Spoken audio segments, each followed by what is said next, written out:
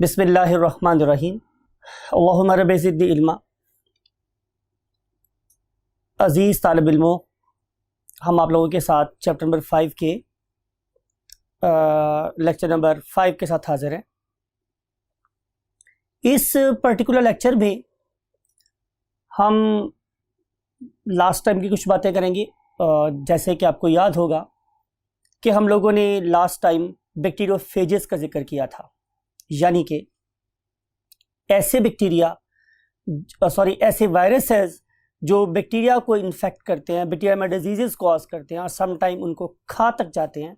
उन्हें हमने नाम दिया था, याद होगा आप लोगों को, बैक्टीरियोफेजेस। और इसके लिए हेरल और डी टॉट नामी साइंटिस्ट ने काम किया था और इस लंबी रिसर्च के रिजल्ट में पता चला कि बहुत से वायरसेस बैक्टीरिया को खा पी जाते हैं। अब हम जो बात करने वाले हैं वो ये है कि अगर एक वायरस बैक्टीरिया को अटैक करता है, राइट, तो उसका जो मोड ऑफ एक्शन है, मीन वो किन किन स्टेप्स से गुजरने के बाद बैक्टीरिया के अंदर अपनी लाइफ साइकिल कंप्लीट करता है, वो हम अंडरस्टैंड करेंगे। मैं आप लोगों को एक बात और भी याद करना चाहता हूँ कल वाली, वो ये थी कि जो एंटीबायोटिक्स होती हैं, ऐसी मेडिसिन जो बैक्टीरिया के अगेंस्ट यूज़ होती हैं, उन मेडिसिन का कोई रोल नहीं है in controlling the life cycle of viruses. और एक बात इंपॉर्टेंट आपको याद करवानी है, रीइंफोर्स करवानी है, बार बार आपको बतानी है, वो ये कि वायरसेस का अपना एक लाइफ साइकिल होता है। जब तक वो लाइफ साइकिल कंप्लीट नहीं होगा, ये वायरसेस आप ऑर्गेनिज्म या अपने होस्ट को नहीं छोड़ते। एक बात आपको एक और याद करवानी थी कल के लेक्चर में से, कि जो हमारे वायरसेस है ये ऑब्लिगेट पैरासाइट्स होते हैं। इसका मतलब है इनके अपने पास कोई मेटाबॉलिक मशीन नहीं है और ये सारी की सारी जो मशीनरी है वो अपने होस्ट की यूज़ करते हैं। तो इस रेफरेंस से हम स्टडी करने वाले हैं आज life cycle of the viruses.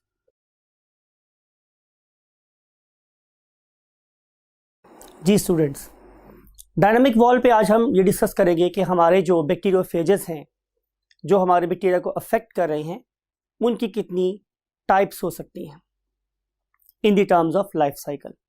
तो बैक्टीरिया की बॉडी में वायरसेस दो तरीके से बिहेव करते हैं। वैसे तो ये वाली बात तमाम वायरसेस के लिए ट्रू है, लेकिन हम यहाँ पे कैटेगोरिकली बैक्टीरियोफेजेस का जिक्र कर रहे हैं। तो ये जो बैक्टीरियोफेजेस हैं, ये दो तरीके से हमारे बैक्टीरिया के अंदर बिहेव करते हैं। पहला वे ये है, इसे हम कहते हैं कि ये मास्टर स्लेव रिलेशनशिप डेवलप करते हैं। इस वाले केस में स्टूडेंट्स क्या होगा कि जब वायरस का डीएनए बैक्टीरिया के डीएनए में शामिल होगा, तो उसके बाद ये डीएनए हाईजैक कर लेगा, मींस 100% ऑक्यूपाई कर लेगा, कंट्रोल कर लेगा किसको, बैक्टीरिया की मेटाबॉलिक मशीन को, राइट। अब बैक्टीरिया की जितनी एनर्जीज हैं वो सिर्फ और सिर्फ वायरसेस के कंपोनेंट्स मीन डीएनए या आरएनए और प्रोटीन बनाने में इस्तेमाल होगी। उसके बाद ये क्वांटिटी इतनी ज़्यादा बढ़ जाएगी कि जो बैक्टीरिया का सेल है वो ऑल टुगेदर फट जाएगा। इस केस में जो बैक्टीरिया का डीएनए है वो एक आका के तौर पे काम कर रहा है, मींस वो मास्टर है, और जो बैक्टीरियल मशीनरी है वो चूंकि उसकी बिल्कुल उसके ताबे हो गई है तो हम उसे गुलाम कंसिडर करते हैं। तो आका और गुलाम के रिलेशनशिप डेवलप होता है इस वाले केस में। लेकिन दूसरे केस में क्या होता है, दूसरे वाले केस में हॉस्ट गेस्ट रिलेशनशिप डेवलप होती है। उस वाले केस में आमतौर पे क्या होता है कि जो अच्छे मेहमान है वो वही कुछ खा लेते हैं जो आपने पकाया होता है, राइट। वो आपको फॉलो कर रहे होते हैं, जो भी आप उन्हें पेश करें वो आराम सुकून से खा लेते हैं। तो इस वाले केस में भी ऐसा ही होगा कि अब जो वायरस का डीएनए है वो अपने आप को आके बैक्टीरिया के डीएनए में शामिल कर लेगा, और जब बैक्टीरिया अपनी चीज़ें बना रहा होगा तो साथ साथ वायरसेस भी अपने आप को मल्टीप्लिकेट कर लेंगे। यानी कि इस वक्त वायरस का रेप्लिकेशन रेट बैक्टीरिया के रेप्लिकेशन रेट के साथ साथ चल रहा होता है। इसका बीइंग पैरासाइट फ़ायदा ये है, ये वाला वायरस बहुत लंबे अरसे तक अपने हॉस्ट के साथ साथ चल सकता है। फिर अगली बात जो इंपॉर्टेंट है वो स्टूडेंट्स ये, कि कभी कभी ऐसा भी होता है कि ये वाला वायरस अपने डीएनए को बैक्टीरिया के डीएनए से सेपरेट कर लेता है, राइट। और उसके बाद ये दोबारा से वही साइकिल स्टार्ट कर देता है जो हमने नंबर 1 पे पढ़ा था, means master slave cycle start कर देता है, राइट। तो ये दो किस्म के साइकिल्स हैं जो आज हम अपने व्हाइट बोर्ड के ऊपर स्टडी करने जा रहे हैं। So let's move to the white board. Welcome to the white board students. और इस साइकिल को अंडरस्टैंड करने के लिए हमें कुछ बातें दोबारा से रिवाइज करनी है। नंबर 1 के बैक्टीरियोफेजेस ऐसे फेजेस होते हैं, ऐसे वायरसेस होते हैं कि जो बैक्टीरिया को इन्फेक्ट करते हैं। अब हम जिस बैक्टीरियोफेज पे पहले रिसर्च कर रहे थे उसका जो होस्ट था वो इकोलाई था। तो हम लोगों ने इस पर्टिकुलर होस्ट को लेकर जब हमने इसकी इलेक्ट्रॉन माइक्रोस्कोपी की तो हमें पता चला कि ये जो बैक्टीरियोफेजेस हैं बेसिकली ये इनकी शक्ल किसी टैडपोल से मिलती है, और ये शक्ल कुछ वैसी है जैसी कि हमने लास्ट लेक्चर में स्टडी किया था। आपको याद होगा कि इसके अंदर इसका एक हेड था, समथिंग लाइक इट, और उस पर्टिकुलर हेड के नीचे फिर हमारे पास दो किस्म की ट्यूब्स थी। एक ज़ाहिर अंदर वाली ट्यूब थी और इसके बाहर एक और डिफरेंट प्रोटीन की बनी हुई एक और ट्यूब थी जो कि ऊपर कॉलर और नीचे एंड प्लेट के साथ अटैच थी, राइट। तो ये दूसरी ट्यूब थी। अंदर वाली ट्यूब के ऊपर एक और प्रोटीन की बाहर वाली ट्यूब प्रेजेंट थी जो ऊपर एक कॉलर वाली पॉइंट पे अटैच थी। ये tube this point is called as collar, और जो इसका नीचे वाला एंड है वो एंड प्लेट के साथ अटैच था, एंड प्लेट के साथ। और अगर आप इसको किसी चीज़ से एनालॉगस करना चाहें तो फिर आप इसे एनालॉगस कर सकते हैं एक सिरिंज के साथ। आपको पता है सिरिंज में भी ऐसे ही होता है कि बाहर एक ट्यूब होती है और उसके अंदर एक वो रबर बंजर के साथ सेकंड रॉड है जो मेडिसिन इंजेक्ट करने का काम आ रहा होता है। ये बिल्कुल कुछ वैसा ही डिवाइस ने बनाया हुआ है जिसकी मदद से ये वाला वायरस अपने डीएनए को बैक्टीरिया की बॉडी में इंसर्ट कर सकता है। So never forget the importance of this very device. ये बेसिकली वो डिवाइस है जो इस तरफ से डीएनए को सक करेगा और फिर उसके बाद इसे होस्ट के सेल में इंजेक्ट कर देगा। फिर एंड पे यहाँ पे एक पॉइंटेड स्ट्रक्चर लगा हुआ है स्टूडेंट, समथिंग लाइक इट, और ये जो पॉइंटेड स्ट्रक्चर है ये बेसिकली इस पर्टिकुलर वायरस को हेल्प करेगा कि वो अपना डीएनए उठा के किस में डाल दे, जाहिर है होस्ट की बॉडी में डाल दे। फिर आपको ये भी याद है कि इसी मोटर एंड प्लेट के साथ हमारे पास क्या अटैच थी, इसकी बहुत सारी लेग्स, और ये हमने आप लोगों को ये इस इमेज में भी दिखाया हुआ है। फिर आपको ये याद है कि इसके अंदर क्या प्रेजेंट था स्टूडेंट्स, जाहिर है एक हाइड्रेटिव मटेरियल, और वो हाइड्रेटिव मटेरियल या तो डीएनए हो सकता था या फिर आरएनए हो सकता था। सो let's start with the life cycle. एक बात और भी याद रख लीजिए चले, वो ये है कि हमारे पास इसकी डिफरेंट टाइप्स थी बैक्टीरियोफेजेस की, जैसे कि हम लोग T1, T2 और T4 के नाम से जानते हैं। अब इसके अलावा भी बहुत सी टाइप्स हैं और अब हम बहुत सारे होस्ट इस्तेमाल कर सकते हैं। फॉर एग्जांपल ज़रूरी नहीं है कि हम लोग सिर्फ एस्केरिशिया कोलाई पर रिसर्च करें, हम लोग और डिफरेंट किस्म के बैक्टीरिया जैसे कि न्यूमोकोकस हो गया, कोकाई हो गए, बैसिलाई हो गए, तो इन डिफरेंट किस्म के वायरसेस को हम डिफरेंट किस्म के बैक्टीरिया के साथ रिसर्च में यूज़ कर सकते हैं। सो बात ये स्टूडेंट्स हो रही थी आप लोगों के साथ कि अब हम देखेंगे कि ये वाला वायरस एक बैक्टीरिया के अंदर अपना लाइफ साइकिल कैसे कंप्लीट कर रहा है। तो आंसर इज दिस कि इसका लाइफ साइकिल डिवाइडेड है डिफरेंट फेजेस में, जिसको हम लोग 1 बाय 1 डिवाइड करेंगे। इसमें जो सबसे पहली फेज है उसे हम लोग नाम देते हैं स्टूडेंट्स क्या, एडजॉर्प्शन स्टेज। एडजॉर्प्शन।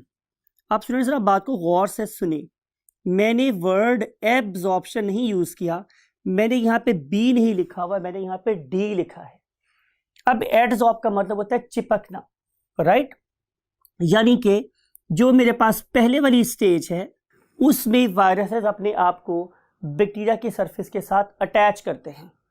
आप देखेंगे एनिमेशन में कि पहले वाली फेज में वायरसेस ने आके अपने आप को बैक्टीरिया की बॉडी से अटैच कर दिया। नंबर 2 फेज क्या है? नंबर 2 फेज है स्टूडेंट्स अटैचमेंट। अब जब मैं वर्ड यूज करता हूं अटैचमेंट, तो इससे मुराद मेरे पास ये है कि अब जो लास्ट लेक्चर में मैंने बात की थी किसके बारे में, टेल के बारे में, कि वो जो टेल है ये बेसिकली अडेप्टेड होती है as per what, structure of the host surface. अब अगर इसके ये वाले रिसेप्टर होस्ट की सरफेस के मुताबिक होंगे तो अटैचमेंट होगी, अदरवाइज अटैचमेंट नहीं होगी। ये आपको कल की बात मेरी दोबारा से याद करनी चाहिए। इस वाले केस में अगर होस्ट और उसका पैरासाइट दोनों की दोनों चीजें कैसी हैं, कोइंसाइडिंग हैं, तो फिर इन दोनों के दरमियान में वीक फोर्सेस डेवलप हो जाती है, राइट। मैं फिर बोल रहा हूं कि इफ रिसेप्टर्स आर मैचिंग, अगर जो रिसेप्टर्स है वो कैसे हैं, मैचिंग है, आपस में मिलते जुलते हैं, तो ये वाला प्रोसेस स्टार्ट होगा, अदरवाइज ये वाला वायरस हॉस्ट को इन्फेक्ट नहीं कर सकता, राइट। यहां पे डेवलप हो जाएगी स्टूडेंट्स क्या, weak forces, it is something like hydrogen bonds और even bit more stronger bonds. जी स्टूडेंट्स, जो इसके बाद रिसेप्टर्स पे फोर्स डेवलप होने के बाद, वीक हाइड्रोजन फोर्सेस डेवलप होने के बाद जो थर्ड फेज है उसे हम लोग नाम देते हैं पेनिट्रेशन। और पेनिट्रेट का मतलब ये होता है कि हम किसी चीज़ को दाखिल कर रहे हैं किसी चीज़ के अंदर, फॉर एग्जांपल कि अब इसका जो वायरस का डीएनए है अब वो बैक्टीरिया के बॉडी में दाखिल हो जाएगा, पेनिट्रेट हो जाएगा। तो इस पर्पज़ के लिए आप ज़रा गौर से देखें, जहाँ इस पर्टिकुलर जोन को मैंने ब्लैक कर दिया है, यानी कि हम लोग वायरस के बिल्कुल एंड की बात करें, अल्लाह ताला ने इसको नवाजा है ख़ास किस्म के एंजाइम से, जिन्हें हम जो लाइसिस कर सकता है, लाइसोजाइम्स, राइट। अब ये जो लाइसोजाइम्स हैं स्टूडेंट्स, ये क्या करेंगे कि ये बैक्टीरिया की सेल वॉल को डिसॉल्व कर देंगे, यानी कि they will carry out what the effect of dissolution, ये डिसॉल्व कर देंगे what, cell wall of bacterium, right. जब उन्होंने उसको डिसॉल्व कर दिया तो उसके बाद अगला फेज स्टार्ट होगा। वो क्या है, आप लोगों की फैसिलिटी के लिए मैंने एक स्टेप और बढ़ा दिया है, वो क्या है, इंजेक्टिंग डीएनए और RNA into the host, injecting DNA और आरएनए। यानी कि आप इस फेज में ये देखेंगे स्टूडेंट्स कि once wall is created, once hole is created in the wall of bacterium, एक सुराख बन गया है, अब उस सुराख में से जो वायरस है वो अपना डीएनए, आप देख सकते हैं एनिमेशन में कि वो अपना डीएनए बैक्टीरिया की बॉडी में इंसर्ट कर रहा है। तो इस पर्टिकुलर फेज में इंसर्शन हो जाएगी, इंजेक्शन हो जाएगा डीएनए का इनटू द होस्ट, और उसके बाद स्टूडेंट्स वो बात शुरू होगी जो हमने डायनामिक वॉल पे आप लोगों के साथ डिस्कस की, और जैसे हम यहाँ पे डायग्राम बना के भी देखेंगे यहाँ पर, कि इस वाले फेज में आप जरा गौर से देखिए, इस वाले फेज में जो वायरस है उसने आपको सिर्फ आके अपने आप को क्या किया है, लॉन्च किया है, अटैच किया है। दूसरे वाली फेज में अगर आप इस डायग्राम को देख रहे हैं तो आपको नजर आ रहा है कि इस वाले केस में हम ये शो कर रहे हैं कि यहाँ पर जो फोर्सेस डेवलप हो गई हैं between the receptors of the host and the parasite. और इस वाले केस में नंबर 3 केस में आप देख रहे हैं कि अब जो वायरस है उसने अपनी जो टेल है वो बिल्कुल बैक्टीरिया की वॉल के साथ अटैच कर दी है, और इस टाइम पे जो ये वायरस है वो एंजाइम रिलीज कर रहा है इन इट्स सेल वॉल, और ये Aahista Aahista Aahista you can see कि इट इज मूविंग डीप, और ये सेल वॉल को डाइजेस्ट कर रहा है। अगले वाले फेज में आपने ये देखा स्टूडेंट्स, आप नजर देखेंगे आप लोग कि इस वाले फेज में जब होल कंप्लीट हो गया है, बिल्कुल कंप्लीट हो गया है, अब वो जो मैंने आपको इंजेक्शन का कॉन्सेप्ट दिया था उसके रिजल्ट में ये वाला वायरस अब अपने डीएनए को यहां से मूव करवा रहा है, कहां, इसके अंदर। तो नाउ यू सी कि अब ये वाला डीएनए इस पॉइंट से इस पॉइंट तक मूव कर गया है, इसे हम लोग नाम देते हैं व्हाट, इंसर्शन और पेनिट्रेशन। इस पॉइंट के बाद डिसाइड होगा कि इस पर्टिकुलर वायरस का साइकिल किस तरीके से होगा, कैसा चलेगा। लेकिन अहम बात यह है कि इस पर्टिकुलर ऑर्गेनिज्म का काम यहां तक था सिर्फ कि उसने अपना डीएनए यहां पे इंसर्ट कर लिया, उसके बाद ये जो बाहर वाली चीज है इट विल बी लॉस्ट, इसी कोई काम नहीं है। ये इसको यहां से डिटैच कर देना या उसका अटैच रहना या यहां से उतर जाना कोई मानी नहीं रखता, राइट। अब हमने सिर्फ और सिर्फ क्या देखना है कि ये वाला डीएनए 2 तरीके से बैक्टीरिया को डिक्टेट कर सकता है। पहला वे मैंने आपको क्या बताया था कि मास्टर स्लेव रिलेशनशिप होगी। इस वाले केस में ये वाला डीएनए बैक्टीरिया को बाहर बैठे बैठे सारी मशीनरी को कंट्रोल करेगा, और ये वाला डीएनए बैक्टीरिया की मशीन को इस्तेमाल करते हुए सारी की सारी चीजें अपने मुताबिक बनाएगा।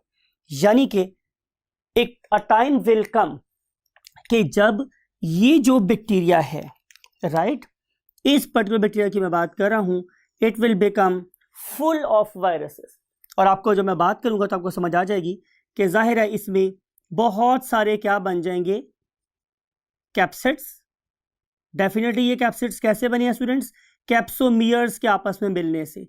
और जाहिर है ये कैप्सोमियर्स किसने बना के दी हैं, जाहिर है बैक्टीरिया के राइबोसोम्स ने।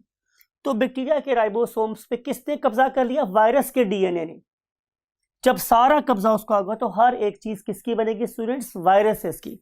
तो नाउ यू मे सी कि यहाँ पे huge number of bacterial DNA और आरएनए और क्या शामिल है, ये कैप्सिड्स।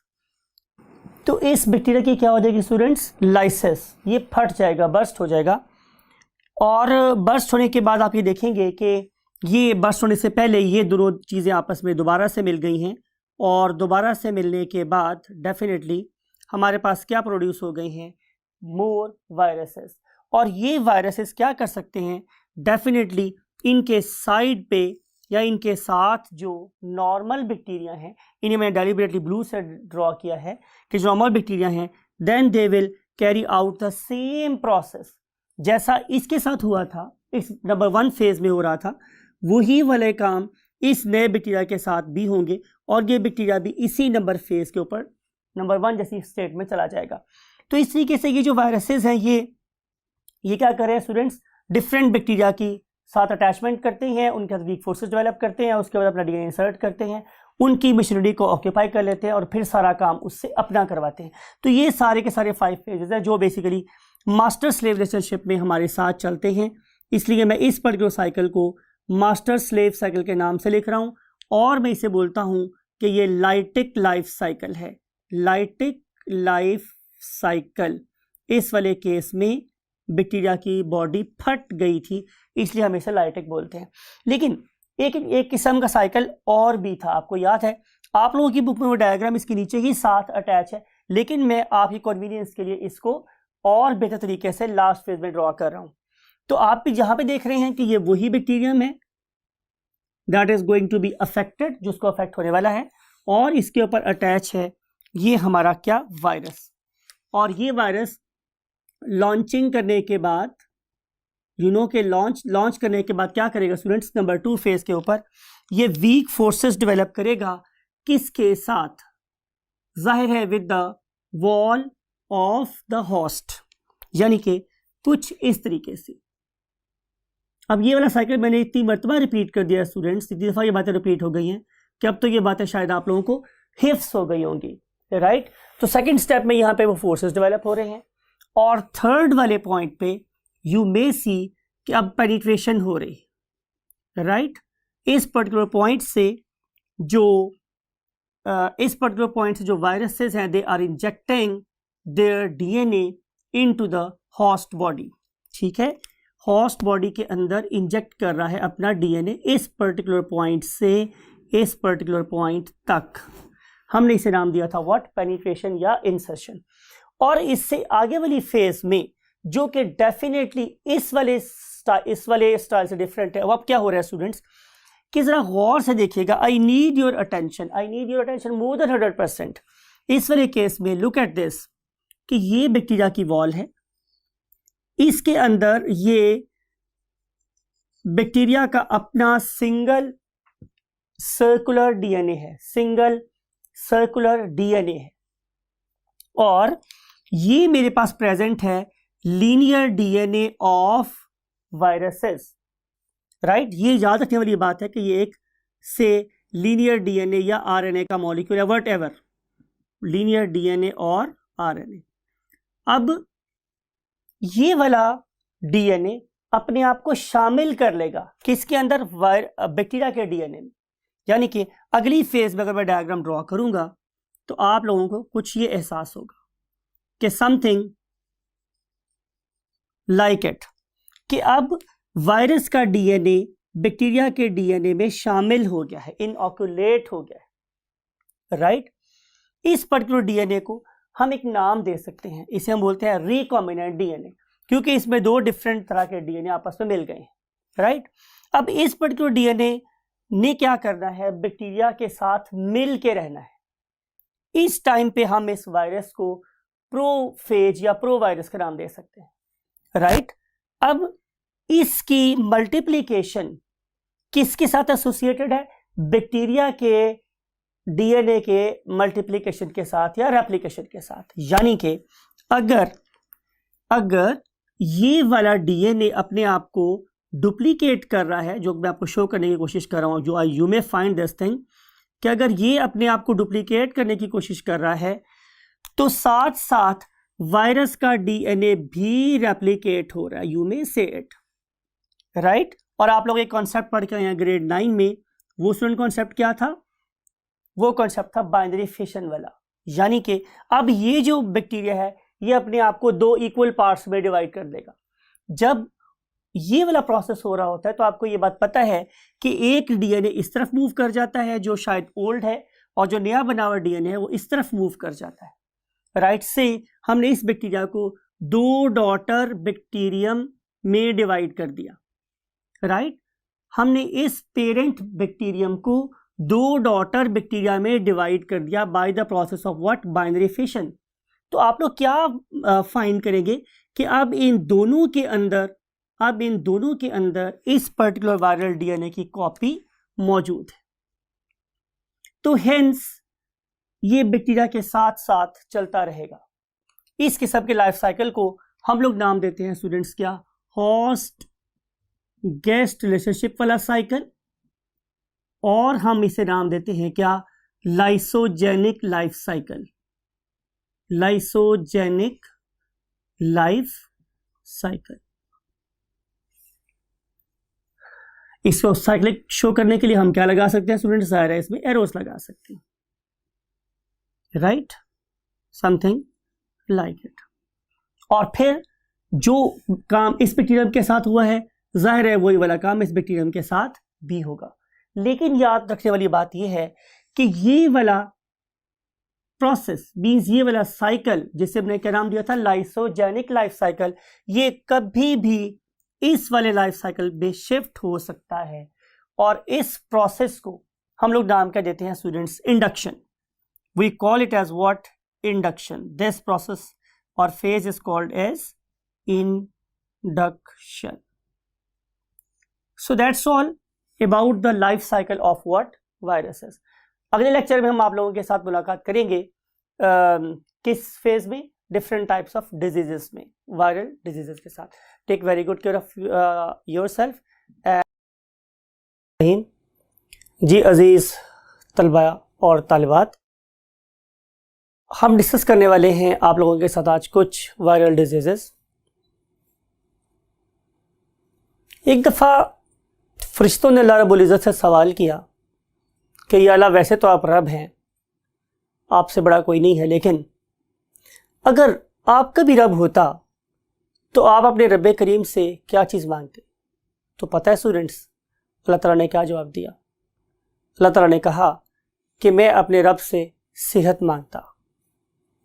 सेहत इस ज़िंदगी के बाद, सेहत इस कुर्रे अर्ज़ की शायद सबसे बड़ी नेमत है। अगर आप सेहतमंद हैं तो आप दुनिया के किसी भी एनवायरनमेंट को फेस कर सकते हैं। लेकिन अगर आप सेहतमंद नहीं हैं और आपके सामने नेमतों का एक ढेर भी लगा हो तो आप उसको, वो नेमतें आपको बहुत ज़्यादा बुरी लगेंगी या आपके सामने वो हेच नज़र आएंगी। हम अल्लाह ताला से पनाह मांगते हुए ही क्या करने वाले हैं स्टूडेंट्स? कुछ वायरल डिजीजेस और उनके कॉन्सिक्वेंसेस को अंडरस्टैंड करने वाले हैं। लेकिन ये जस्ट एक छोटा सा ब्रीफ सा ट्रेलर है, इंट्रो है, बिकॉज के कल के लेक्चर में हम बहुत डिटेल के साथ 2 वायरल डिजीज को डिस्कस करेंगे, जिनमें से एक है हेपेटाइटिस और एक है स्टूडेंट्स हमारे पास AIDS. So let's start with a very few examples of what viral disorders. तो जो पहला डिसऑर्डर आज हम डिस्कस करने वाले हैं उसका नाम है स्टूडेंट्स व्हाट? Small pox. तो let's start with the very first learning objective, that is the small pox.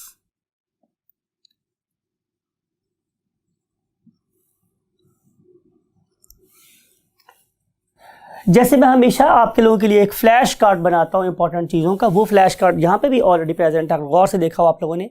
तो मैंने ऑलरेडी इस स्मॉल पॉक्स के सामने DNA और ब्रैकेट में E लिख दिया है। इसका मतलब ये है कि ये एक ऐसा वायरस है जिसका hereditary material HM hereditary material it is basically DNA, right. और इसमें ये एबिलिटी है कि ये अपने होस्ट की मेम्ब्रेन को अपने गिर्द लपेट सकता है। ये मैंने कल के लेक्चर में बात की थी, दोबारा रिवाइज कर रहा हूं। इसीलिए हम लोग इसे DNA एनवेलप्ड वायरस का नाम बोलते हैं। It is not a naked virus. Small pox है, इसे हम आम जबान में स्टूडेंट्स चीचक बोलते हैं, चीचक, राइट। अब इस चीचक की पहचान क्या है स्टूडेंट्स, कि ये in the form of vascular lesions develop होती है। वेस्कुलर का मतलब है कि इसके अंदर ब्लड सर्कुलेशन बहुत ज़्यादा होती है। और आप लोगों के नॉलेज के लिए आपको ये बात बता रहा हूँ कि नॉर्मली जितनी भी वायरल इन्फेक्शंस होती हैं वहाँ पे आमतौर पे जो अमाउंट ऑफ टेम्परेचर है या अमाउंट ऑफ हीट है वो बढ़ जाती है। और उसके पीछे रीज़न ये है कि ये वायरसेस, इनका जो रेप्लिकेशन रेट है वो बहुत ज़्यादा है। अब जितना रेप्लिकेशन रेट ज़्यादा होगा, ज़ाहिर है एनर्जी की डिमांड भी उतनी ज़्यादा होगी, राइट। अब उस एनर्जी की डिमांड को पूरा करने के लिए ये ज़ाहिर है बहुत ज़्यादा हीट जनरेट करवाते हैं। और जहाँ कभी बहुत हीट जनरेट होती है, यू नो वेरी वेल के वहाँ पे चीज़ का, वहाँ पे ब्लड सप्लाई का ज़्यादा हो जाना एक फितरी सी बात है। तो यहाँ पे वेस्कुलर लीजन डेवलप होते हैं। इंपॉर्टेंट बात यह है कि ये कहाँ डेवलप होते हैं, तो आंसर इज सबक्यूटेनियस, जिल्द के नीचे डेवलप होते हैं। यहाँ पे मैंने आप लोगों को एक बात और बड़ी मज़े की बतानी है, वो ये कि अगर आपके पास कोई इन्फेक्शन, कोई एबनॉर्मेलिटी मीन्स कोई कट, अगर वो सिर्फ और सिर्फ कॉन्फाइंड है आप लोगों की डर्मिस तक, तो जब वो हील होगा उसके बाद अपना कोई मार्क या निशान नहीं छोड़ेगा। लेकिन अगर वो कट गहरा हुआ कहाँ तक, डर्मिस तक, राइट, तो फिर इस वाले केस में निशान हमेशा के लिए आपकी स्किन के ऊपर रह जाता है। तो इस वाले केस में जो हमारे लीजन्स हैं वो क्यूटेनियस लेवल तक होते हैं। इसका मतलब ये होगा कि अगर ये पर्सन ठीक भी हो गया तो भी इसके स्किन के ऊपर दाग हमेशा के लिए रह जाएंगे। अगर आप लोग आम जबान में किसी बड़े बुजुर्ग से बात करें तो वो बताएंगे कि जनाब के चीचक वाले बंदे के मुंह पर माता के दाग होते थे। अब वो जो माता थी, आपको पता है हिंदुओं की एक देवी थी जिसे हम लोग काली माता के नाम से जानते थे। तो चूंकि इस इन्फेक्शन के होने के बाद उस पर्सन के चेहरे के ऊपर काले काले काले काले दाग बहुत ज्यादा परमानेंटली रह जाते थे, तो इसलिए हम लोग इसे माता के दाग बोलते थे, मींस ब्लैक स्पॉट्स बोलते थे, राइट। तो ये बात हुई हमारे पास कि ये सबक्यूटेनियस वे में डेवलप होती है एंड लीफ छोड़ जाती है what, permanent scars, permanent black scars on the face, on the face. अगली बात स्टूडेंट्स ये है कि बहुत पुरानी बीमारी है, शायद ईसा अलैहिस्सलाम से भी पहले की बीमारी है, यानी कि वर्ड जो यूज करते हैं हम लोग वो before Christ BC, perhaps 12 BC, ईसा अलैहिस्सलाम से भी कोई 1200 साल पहले हम इस बीमारी को जानते थे। बहुत प्रिमिटिव डिसऑर्डर है ये। किसी जमाने में इसने पूरी दुनिया को रूल किया और इसने अबाउट तकरीबन 3 मिलियन से लेकर 5 मिलियन तक लोगों की जान सिर्फ और सिर्फ एक सदी में ले ली। तो इस लिहाज से ये बड़ी लीथल डिसऑर्डर है। अब सवाल ये है कि अगर ये इतना पुरानी डिजीज थी तो ये आज हमें नजर क्यों नहीं आती? अल्हम्दुलिल्लाह due to the same what method और टेक्नोलॉजी जिससे हम लोग नाम देते थे क्या, वैक्सीनेशन। यानी कि हम लोगों ने इस पर्टिकुलर वायरसेस को लिया, ठीक है, और इन पर्टिकुलर वायरसेस को हमने क्या कर दिया, अटेनुएट। जब मैं वर्ड यूज करता हूं अटेनुएट, इसका मतलब ये होता है टू वीकन द जर्म्स, कि मैं जर्म्स को वीक कर दूं, कमजोर कर दूं, कि मैंने किसी न किसी तरीके से इस पर्टिकुलर वायरस की ability to cause disease minimise करनी है। एक बात यह है कि समटाइम हम इसे मार भी देते हैं, लेकिन यूजुअली हमारी विश ये होती है कि हम उसे मारे ना, हम उसे अटेनुएट करें। अटेनुएट करने के लिए मैं इसे एसिड से ट्रीट भी कर सकता हूँ, बेस से ट्रीट भी कर सकता हूँ, बहुत हाई कॉन्सेंट्रेशन ऑफ सॉल्ट से भी ट्रीट कर सकता हूँ, टेम्परेचर शॉक दे सकता हूँ, थर्मल क्या कहते हैं मैकेनिकल शॉक्स दे सकता हूँ। तो ये सारी की सारी चीज़ें करके हम सिर्फ ये कहना चाह रहे हैं कि ये वाला वायरस अब डिजीज कॉज होने के काबिल ना रहे। Once we have done this thing तो हम उसे बोलते हैं कि हमने उसे अटेनुएट कर लिया है। अब इस अटेनुएटेड वायरस को जब मैं किसी हेल्दी ऑर्गेनिज्म की बॉडी में डालता हूं तो रिजल्ट क्या होता है स्टूडेंट्स, कि इस पर्टिकुलर एंटीजन को देख के मेरी बॉडी क्या बना लेती है, एंटीबॉडी। राइट, ये कैसा ऑर्गेनिज्म था जो डिजीज कॉज नहीं कर सकता था, लेकिन इसको देख के मैंने एक फोर्स डेवलप कर लिया अपनी बॉडी में, that is called as antibody. अब अगर सराउंडिंग से ये वाला वायरस मेरी बॉडी में आएगा भी तो चूंकि इसके अगेंस्ट ऑलरेडी एक फोर्स प्रेजेंट है तो वो उससे लड़ना शुरू कर देगी, तो मैं उसका शिकार नहीं होऊंगा। तो तकरीबन गुज़िश्ता 50 सालों के दौरान में हम लोगों को ऐसा कोई केस नज़र नहीं आया, और 1950 के अंदर WHO ने इसको डिक्लेयर कर दिया था कि now our world is free of what, small pox, चीचक से फ्री हो गई है।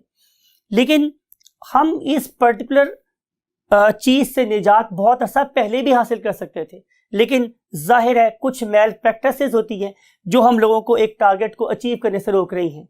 मिसाल के तौर पे अगर हम आपसे ये बात कर रहे हैं कि आप लोगों ने इस पर्टिकुलर वैक्सीन को लेना है और इसकी आपने 6 शॉट्स लेनी है या 4 शॉट्स लेनी है, और आप लोग सिर्फ एक शॉट लेने के बाद रोक देते हैं, तो या फिर जो वैक्सीन हम आपके पास पहुंचाना चाह रहे हैं वो वैक्सीन पहुंचते पहुंचते डीनेचर हो गई है, या आपने रिकमेंडेड डोज नहीं ली, या जो उसको इंट्रोड्यूस करने वाला था उसको सही वे में इंट्रोड्यूस नहीं किया बॉडी में, या आप लोगों का इम्यून सिस्टम पुअर था, तो ये सारी की सारी चीज़ें हमारी उस सक्सेस को थोड़ा सा सप्रेस कर सकती हैं, उसको लो लेवल पे लेके आ सकती हैं, जिसकी वजह से हमारा इस पर्टिकुलर डिजीज से अचीव होने का टाइम बढ़ गया।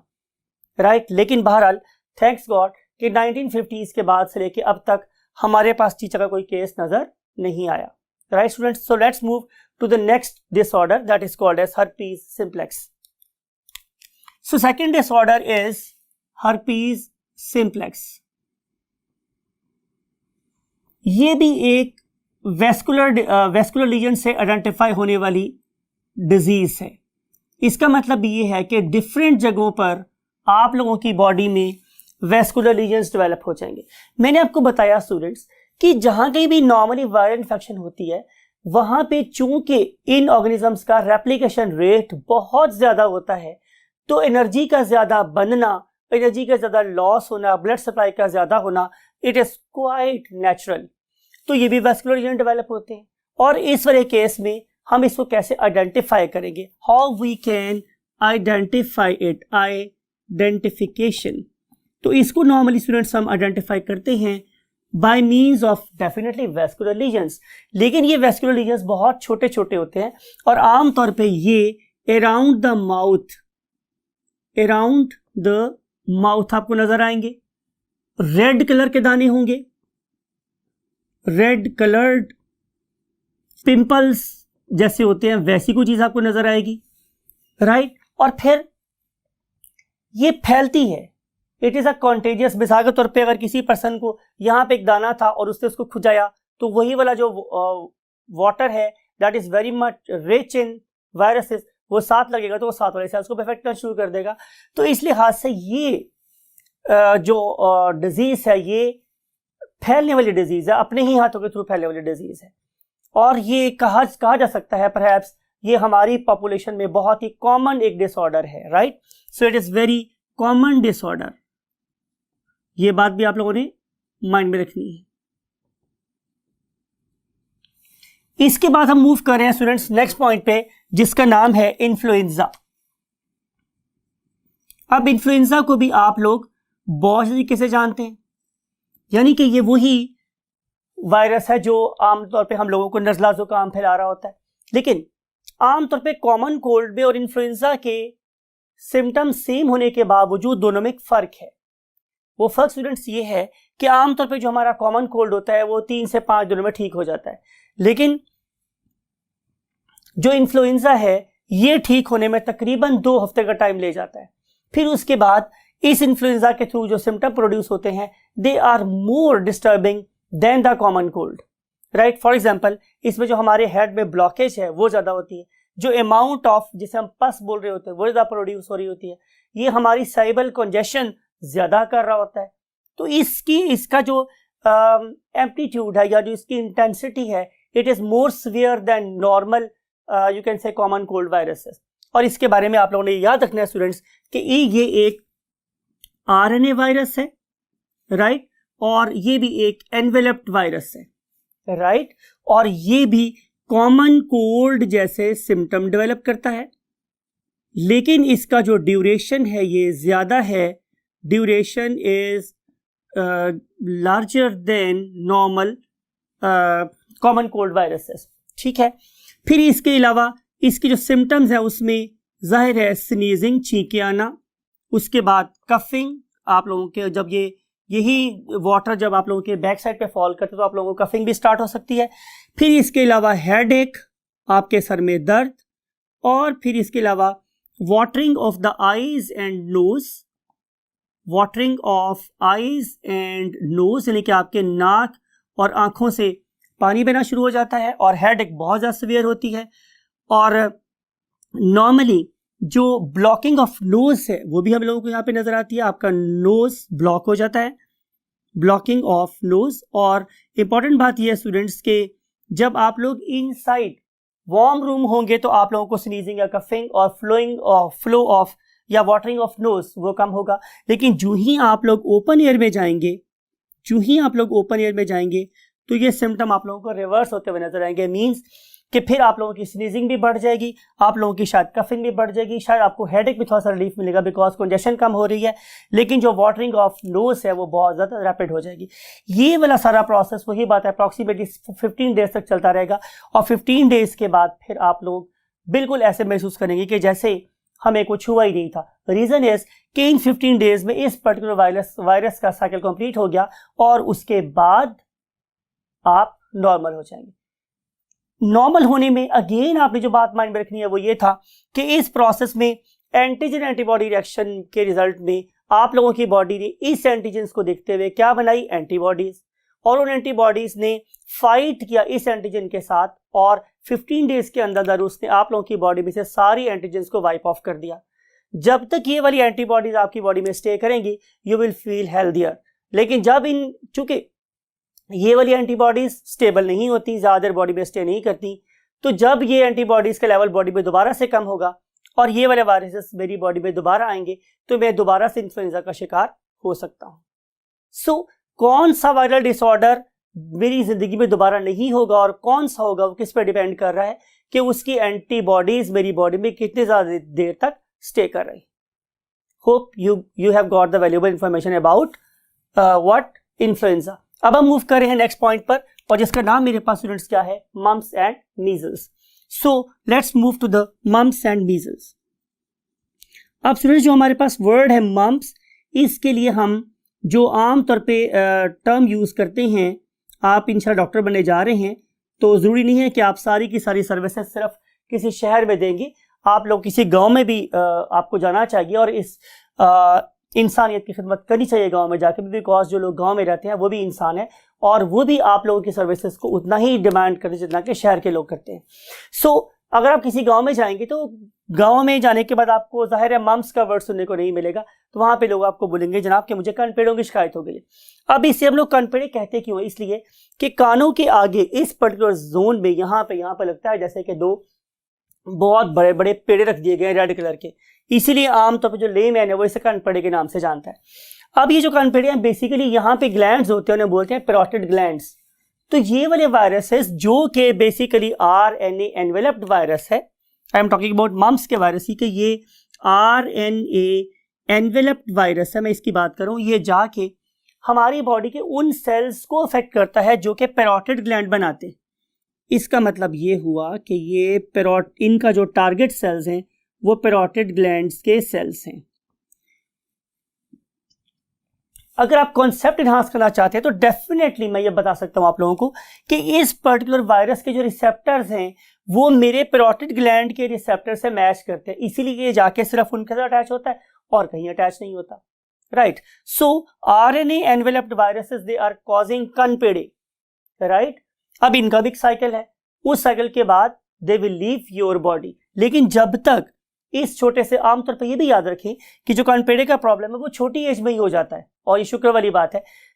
और इस पर्टिकुलर टाइम ड्यूरेशन में चूंकि यहाँ पे बहुत बड़े क्या पेड़े बने हुए हैं, ना तो ये बच्चा हंस सकता है, ना ये बहुत दिल खोल के रो सकता है, और ना ये बहुत तरीके से खा पी सकता है। तो इस पर्टिकुलर वजह से बच्चे में इरिटेशन होना, बच्चे का इरिटेट होना, बच्चे का खुराक ना खा सकना और थोड़े से वेट को लूज कर देना, ये ज़ाहिर है क्वाइट नेचुरल हो सकती है। अब इस पर्टिकुलर केस में आप लोगों ने बस जो एहतियात करनी है वो ये है कि आप इसका जो फूड इनटेक है वो ज़्यादा से ज़्यादा रखें। और जो इस वक्त हम सेकेंड ऑर्डर डिजीज डिस्कस कर रहे हैं उसका नाम है स्टूडेंट्स मीजल्स। और जो हमारे पास मीजल्स हैं इन्हें हम आम जुबान में खसरा बोलते हैं। खसरा, ये सारे वर्ड मैं अगेन इसलिए लिख रहा हूँ कि because you may find some time to serve the need people in greater need than the people of the cities. तो ये जो हमारे पास खसरा है स्टूडेंट्स, इन्हें हम इनको अगर हमने आइडेंटिफाई करना हो तो हम इसे कैसे आइडेंटिफाई करेंगे? नंबर 1 कि इसके जो दाने हैं वो आमतौर पे पेट से स्टार्ट होते हैं, राइट। आपको पेट पर छोटे छोटे छोटे दाने नजर आएंगे और ये दाने फिर टूवर्ड्स चेस्ट में फैल जाते हैं, राइट। और फिर ये मेरी पैराफ्रीज पे मूव करते हैं। सो मच सो स्टूडेंट्स के ये वाले दाने मुझे इवन आंखों के नीचे नजर आते, so much so कि a time will come during this you can say infection कि उस पर्टिकुलर पर्सन की जो आंखें हैं वो आपको चिपकी हुई महसूस होती है। ये बच्चा ना कुछ खा सकता है ना कुछ पी सकता है, बिकॉज कि ये वाले जो वैस्कुलर लीजन्स हैं ये सिर्फ और सिर्फ उस बच्चे की बॉडी के बाहर नहीं है, उसके रेस्पिरेटरी ट्रैक के अंदर है, उसके डाइजेस्टिव ट्रैक के अंदर है, उसकी आईज के अंदर है, उसके गले, नाक, कान, हर जगह है ये। सो जब तक ये वाले वायरसेस इस पर्टिकुलर ऑर्गेनिज्म की बॉडी में अपना साइकिल कंप्लीट नहीं करेंगे तब तक ये वाला बच्चा जाहिर है क्या करेगा? इन्फेक्शन का शिकार रहेगा, खा नहीं सकेगा, पी नहीं सकेगा, सुकून नहीं कर सकेगा। और उसके बाद most of the time, again वही बात, थैंक्स गॉड कि मोस्ट ऑफ द टाइम इसकी जो एंटीबॉडीज बनती हैं वो परमानेंट होती हैं। एक दफ़ा ज़िंदगी में खसरा आमतौर पे होता है, दूसरी दफ़ा नहीं होता, लेकिन खुदा ना खास्ता अगर सेकेंड टाइम ये किसी को पर्सन को हो तो ये काफ़ी ज़्यादा क्रिटिकल हो सकता है। और आप ये भी दुआ करें कि अगर आपको खुदा ना खास्ता ज़िंदगी में खसरा नहीं हुआ तो आइंदा कभी ना हो, और अगर होना हो तो बचपन में ही हो जाए, बिकॉज के बड़े होने के बाद इस पर्टिकुलर डिसऑर्डर की कॉम्प्लिकेशंस बहुत ज़्यादा सीवियर हो जाती। अब हम चलते हैं लास्ट डिसऑर्डर की तरफ जिसका नाम स्टूडेंट्स मेरे पास क्या है? पोलियो। अब हम बात करेंगे पोलियो की। पोलियो एक वायरस की वजह से हो रहा है, राइट। और ये जो पर्टिकुलर मेरे पास वायरस है, it is again a virus that bears RNA as its what hereditary material. और इस ऐसे वायरसेस को जिनके अंदर हेरिडिटरी मटेरियल आरएनए होता है उसे हम नाम देते हैं व्हाट? रेट्रोवायरसेस। तो ये एक रेट्रोवायरस का केस है। और इंपॉर्टेंट बात स्टूडेंट्स ये है कि ये वाला वायरस हमारे न्यूरोमस्कुलर जंक्शंस को डिस्टर्ब करता है, यानी कि इसका इफेक्ट जाके मेरे नर्वस सिस्टम पे होगा। और आप लोगों को पता है स्टूडेंट्स कि जब कभी भी हम किसी कंप्यूटर को ऑन करते हैं तो ऑन होने के बाद, मिसाल के तौर पे आप डेस्कटॉप की या टावर कंप्यूटर्स की बात करें तो आप देखते हैं जो ही हम ऑन करते हैं तो वो एक सिग्नल सेंड करता है टुवर्ड्स कीबोर्ड, तो कीबोर्ड की जो लाइट्स है वो ऑन हो जाती हैं। फिर आप देखते हैं कि जो आपका माउस है अगर वो ऑप्टिकल है तो नीचे से उसकी लाइट जलना शुरू हो जाती है। इसका मतलब ये है कि जो हमारा सीपीयू है वो मैसेज सेंड कर रहा था टुवर्ड्स माउस, तो माउस ने बताया यस आई एम देयर। उसने मैसेज सेंड किया कीबोर्ड की तरफ तो कीबोर्ड ने बताया कि yes I am there. Similarly वो जो सीपीयू है वो डिफरेंट चीज़ों का मैसेज सेंड करता है, like RAM, like ROM, like hard disk, like you can say कि ऑप्टिकल माउस और whatever. Same is the body plan हम अपनी बात कर रहे हैं। इस वाले केस में जो आपका ब्रेन है उसका एक कॉन्टिन्यूस कनेक्शन है आप लोगों के मसल्स के साथ। जरा बात को गौर से सुनिएगा। अगर आप लोगों के ब्रेन कॉन्स्टेंटली मैसेज सेंड कर रहा है टुवर्ड द मसल और मसल एक कॉन्स्टेंटली मैसेज सेंड कर रहा है आप लोगों के ब्रेन के साथ, तो इन दोनों में कम्युनिकेशन चलती रहेगी और आपका मसल ये इन्फॉर्म कर रहा है आप लोगों के ब्रेन को कि मैं जिंदा हूं, राइट, मेरा तो हमारे साथ एक राब्ता है। तो ब्रेन इन रिस्पॉन्स क्या करता है कि वो आपके मसल की जो टोन है, हेल्थ है, उसको मेंटेन रखने के लिए तमाम नेसेसरी अरेंजमेंट्स कर रहा होता है। लेकिन जब ये वाला वायरस, पोलियो वायरस, आप लोगों के बॉडी में जाता है तो फिर ये जाके आप लोगों के ब्रेन्स और न्यूरॉन्स को अफेक्ट करता है, खासतौर पे उन न्यूरॉन्स को जिनको हम लोग मोटर न्यूरॉन्स बोलते हैं, जिनका ताल्लुक हमारे मसल्स के साथ होता है।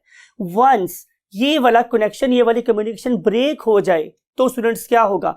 कॉमन सेंस, आप लोगों के ब्रेन और मसल में कोऑर्डिनेशन जीरो हो जाएगी। रिजल्ट क्या होगा? रिजल्ट ये होगा स्टूडेंट्स कि आप लोगों का मसल एटोनी का शिकार हो जाएगा। मतलब ये कि आहिस्ता आहिस्ता आहिस्ता आहिस्ता वो अपने मैस को ख़त्म करना शुरू कर देगा या वो ख़त्म होना शुरू हो जाएगा, राइट? तो मैं यहाँ पर ये बात कहना चाह रहा हूँ कि जो वजह थी जिंदा रहने की, थोड़ी सी उर्दू लिटरेचर के वो में बात कर रहा हूँ कि जो वजह थी जिंदा रहने की वो तुम थे, यानी कि ब्रेन था। तो जब ब्रेन से ताल्लुक ही खत्म हो गया तो मसल ये बात करता है कि अब तो जिंदा रहने की कोई रीजन ही समझ नहीं आ रही, तो वो आहिस्ता आहिस्ता आहिस्ता शायद सेल्फ डिस्ट्रक्शन का शिकार हो जाता है। तो इस पर्टिकुलर डिसऑर्डर को हम लोग एक पैरालिटिक डिसऑर्डर भी कह सकते हैं, because communication between brain and muscle ये बिल्कुल खत्म हो गया हुआ है। फिर अगली बात जो स्टूडेंट्स इंपॉर्टेंट है वो ये है कि क्या ऐसा पॉसिबल हो सकता है कि हम इस पोलियो के जो साइड इफेक्ट्स हैं उसको मिनिमाइज करें? तो आंसर इज यस। इसके लिए हमें क्या करना पड़ता है? यू नो वेरी वेल कि जब तक ये वाला वायरस मेरी बॉडी में है इसका इफेक्ट होगा। अब modern approach toward this disease क्या है कि इस वायरस का अपना एक लाइफ साइकिल है। अगर हम किसी तरीके से उस लाइफ साइकिल कंप्लीट होने तक मसल को जिंदा रख सकें तो शायद हम इसके इफेक्ट को मिनिमाइज कर सकते हैं या इस मसल को सेव कर सकते हैं। तो उस पर्पस, उस मकसद के लिए हमारी मेडिकल साइंसेज में एक कंपैरेटिवली यंगर ब्रांच शामिल हो गई, उसे हम बोलते हैं व्हाट? फिजियोथेरेपी। अगर हम इस पेशेंट को जो पोलियो का शिकार हो गया, अगर हम उसको कॉन्स्टेंट फिजियोथेरेपी करवाते रहे और वन वे और द अदर हम इसके मसल को अलाइव रखें तो ये मसल अपने आप को ज़ाया होने से बचा भी सकता है। अब याद रखने वाली बात यह स्टूडेंट्स कि इस केस में जिसे हम पोलियो कहते हैं, इस केस में भी हमारे पास वैक्सीन अवेलेबल है और हम पूरी दुनिया में से खासतौर जितने भी डेवलप्ड कंट्रीज है लाइक यूरोप, अमेरिका और ऑस्ट्रेलिया वगैरह जो हमारे कॉन्टिनेंट्स हैं, उनमें से हमने ऑलमोस्ट ये बात डिक्लेयर कर दी है कि पोलियो दुनिया में से खत्म हो गई है। लेकिन कुछ ऐसे एरियाज हैं कि जहाँ पे, जैसे कि हमारा अफ्रीका है और हमारे भी कुछ ऐसे इलाके हैं कि जहाँ पे पोलियो वैक्सीन के खिलाफ प्रॉपर तरीके से एक मुहिम चलाई जा रही हो और फिर लोग इनके खिलाफ काम करना शुरू कर देते हैं। हालांकि ऐसी कोई बात नहीं है। हम दुनिया में कहीं भी वैक्सीन बनाए और उसे सब एक्सपोर्ट करें, उसका पर्पज़ यही होता है कि हम एज सुन एज पॉसिबल दुनिया को इस पर्टिकुलर वायरल डिसऑर्डर से पाक कर दे, जैसे कि हमने डिक्लेयर किया हुआ किसके बारे में? स्मॉल पॉक्स के बारे में। सो अगर कोई पर्सन आपके पास पोलियो वैक्सीन लेकर आता है तो you should have a very good information about it कि इसकी हमें कितनी शॉट्स लेनी है, कितने टाइम तक हमें इसको पिलाना है, कितने ड्रॉप्स लेनी है, ड्रॉप लेने से पहले की मेजर्स क्या है, ड्रॉप लेने के बाद की मेजर्स क्या है। तो अगर हम इन सारी बातों को कंसिडर करेंगे तो अ टाइम विल कम जबकि हम स्मॉल पॉक्स की तरह से ये डिक्लेयर करने के काबिल हो जाएंगे कि दुनिया को हमने पोलियो में से पाक कर दिया है। सो आई होप कि आपकी इन्फॉर्मेशन से आप लोगों को काफ़ी फ़ायदा हुआ होगा। और keep all these things in your mind and try to spread this benefit to other peoples at your max. So thanks for listening and take very good care of yourself.